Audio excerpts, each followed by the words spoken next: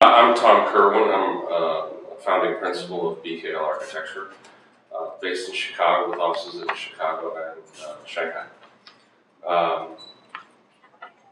I moved to Chicago about 25 years ago, graduated from architecture school at Ball State University, and immediately went to SOM, practiced there for 23 years, and left as a partner to form my own firm in 2009. I think the comparisons, there's a lot of things that are similar and there are a lot of things that are very different. I think at the core, I think at SOM and at BKL we have a commitment to doing quality things, quality buildings. Design is really extremely important. SOM is a great firm and it's a great training ground for many people, including myself and some of my colleagues who came with me to form BKL. So at SOM, we were able to work in many parts of the world and gain exposure to many different cultures, and we've been able to leverage those experiences and those contacts and that work to do things on our own, which has been very gratifying. Working in Chicago is really important to me and to my colleagues. It's exciting to work in different parts of the world and experience other cultures, but it's also very gratifying to really contribute to the environment in Chicago, both from the built environment perspective as individual buildings, but also from a civic perspective and how we're positively impacting our city. It's also very important to all of us. Yeah. I did live in Manila for about a year and a half in the mid-90s when we were doing many projects there. I was relocated there while I was with SOM.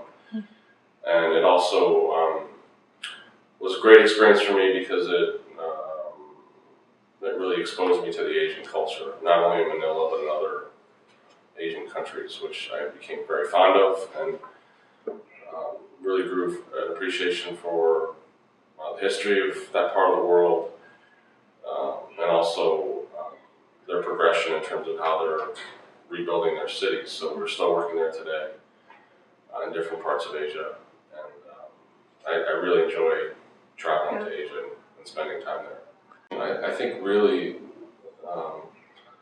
the biggest difference is the projects tend to be larger in scale because they're more tied to infrastructure development. So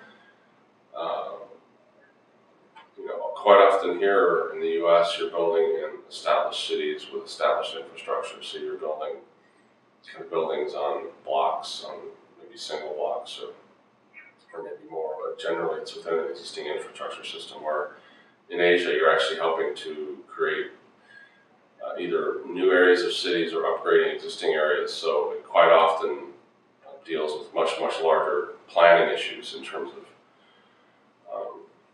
access to green space, access to transport, access to roadway networks, so those kind of things. Well, just by nature of the projects I was involved in very early on in my career, they were always at a larger scale.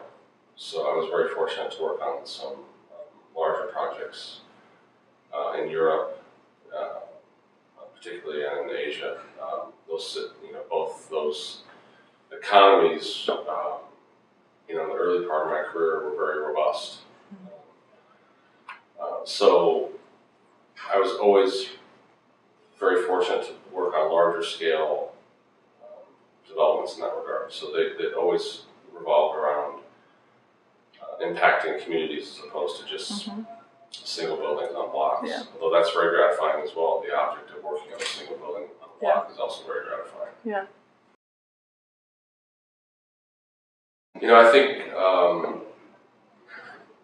there's definitely a renewed awareness. I mean, as architects, we're always taught to be, from the outset, even before this renewed focus on sustainability, we've always been taught to respect the location of the building and the site and the climate and exposures to sun, to wind, and to energy conservation. So there is clearly a renewed focus around the world on this subject, given what's happening to our environment and some of the economies that have really been growing so rapidly that the resources are being consumed so rapidly because of that. I think that the renewed awareness to it and becomes yet another, and the things, the tools that are now available to architects that weren't available in terms of different materials, enhance the process.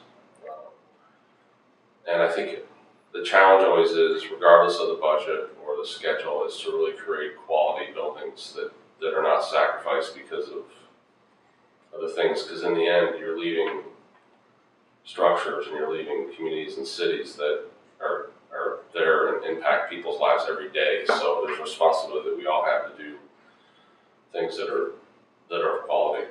Yeah.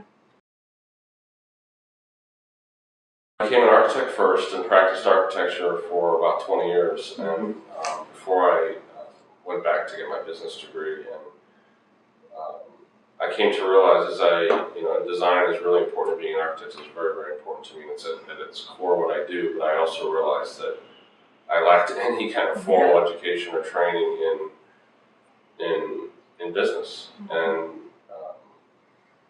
so a little unusual for somebody like me to do that, because of course there are many architects who branch out on their own without formal business training. But for me, I really wanted that training and that experience, and it's proven to be invaluable. Yeah. So, and I was able to, it gave me the knowledge and probably more confidence to start my own business with that kind of background. Architecture school, I don't think I had one business class. No. Your focus is on learning to be and studying to be an architect, which is really important, and I think that's good that that's the focus. But after I practiced for 20 years before I decided to do this, and so I learned how to build. I learned how to create, hopefully, good architecture, great architecture, and this was an avenue that opened up other opportunities for me in kind of running one's own business, because after all, you have to, in order to create architecture, it has to be sustainable. Your business model has to be sustainable. It's a very, very difficult profession, economically, as we all know. Yeah. So, having that knowledge and those tools, for me, hopefully will allow us to sustain a practice for many years to come. Yeah, I think, we have a great team, and we have some very passionate people, so it often starts with conversation amongst us, and, we try to leverage the talents of everybody and their ideas, and so it really starts with a conversation, and it starts with a conversation with the client as well as to what their goals and ideals are. The use of the building, the market that the building is going to be part of in terms of who its end users are all really important. But really, it starts with talking and both and listening, and a lot of listening. I think a lot of architects, successful architects, start as good listeners because they hear what clients really are, what's driving them. I mean, most clients have a really strong idea about the use of the building and the market for the building, whether it's a school or whether it's a residential building or an office. But I think most clients generally look to the architect to kind of translate that into something for them. I do think it's important to listen to their views and ideas about architecture and about design, and often you can do that with talking about other projects and what they like and what their dislikes are, or if they've done other projects before, learning from them, because different clients really have different goals. We try to find the clients who really are interested in doing things in a progressive manner. It doesn't necessarily mean they have to be overly expensive or take an enormous amount of time, but we feel it's important that they have a progressive idea about design and architecture. Yeah, and I've been involved civically my whole career, so I think, as architects, we have a unique, I think, perspective on, on the economies or in the cities in which we live. So, I do feel it's important to always give back. We were very heavily, myself and my colleagues were very heavily involved in trying to attract the Olympic Games to Chicago, which still feel would be a great venue. Chicago would be a great venue for the games. So we spent a lot of time working on that effort, and it brought together a lot of professionals from all different walks of life. And Chicago is a very committed city in terms of its professionals giving back to the city and really spending a good amount of their time trying to make the city a better place. And it's a great city, but the more we can all do to contribute to its growth and its positive image around the world is really important, because we attract more investment, more visitors, and it helps our economy grow. Well, I certainly would like to be involved again if we go after it, if the city goes after it, but I think there's still, I think many people, it's still, the memory of the loss is still pretty fresh on people's minds, and there's some other things that have to be overcome that are really not within Chicago's control, that really need to advance in terms of allowing us to even have the chance to host it again. I have several favorite buildings, but Bertrand Goldberg is an architect that people should look up, should get to know. He's a very famous architect, but not necessarily in lay people circles. He's garnered a lot of attention for the Prentice Hospital lately, that there's an effort to save that building. But as I practice more and more, I become more appreciative of his work. And I think the Marina City Towers are two of the best buildings in Chicago and in the world, especially given their use and kind of the structure and how it was handled and the parking. I think they're two really interesting buildings. So I'm really appreciating those right now. Well, there's so many great urban public spaces. I mean, one of the things that Chicago has is an incredible park system. Another public space that people should be aware of, and more people are aware of it now, are the Washington Park, Midway Plaisance, that, great urban public spaces that really didn't garner much attention, because they do sit in areas which are transitional neighborhoods.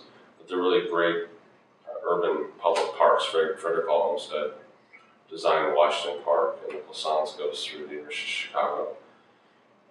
Those spaces, it's one of the great things about the Olympics is Chicago has a lot of assets, a lot of urban neighborhoods, environments that really garnered renewed attention because of the Olympic effort, because we were taking advantage of a lot of those spaces to host the games. So Washington Park would be one that I think everybody should go visit. Yeah, I think one of the things that we're very excited about working in Chicago in many different places and neighborhoods, but we have 3 projects that are going to be located along the river. One of them is under construction, Coast, which is due to be topped out next month, and the exterior wall is progressing nicely in terms of its installation. We're also working on a school, K through 12 school, which just sits on 2 sites in the Lakeshore East neighborhood, and it's 2 phases. The second phase actually faces the river. It sits next to the Coast project, directly east of the Coast building. It's a 13-story private school. which we're very excited about. An urban school, and it's a high-rise school. And it is, takes advantage of the light and views that are inherent to that site. Also the issues of the different exposures and the uses behind and the use of color. So we're very excited about that. We're also working on another project on the river at Wolf Point, a residential tower. It's the first of 3 towers to be built along that key site, which is really the key historical location for Chicago, where the north and south branches of the river come together. So we're excited about all 3 of those projects on the river. That's great. Thank you very much. Sure. Sure.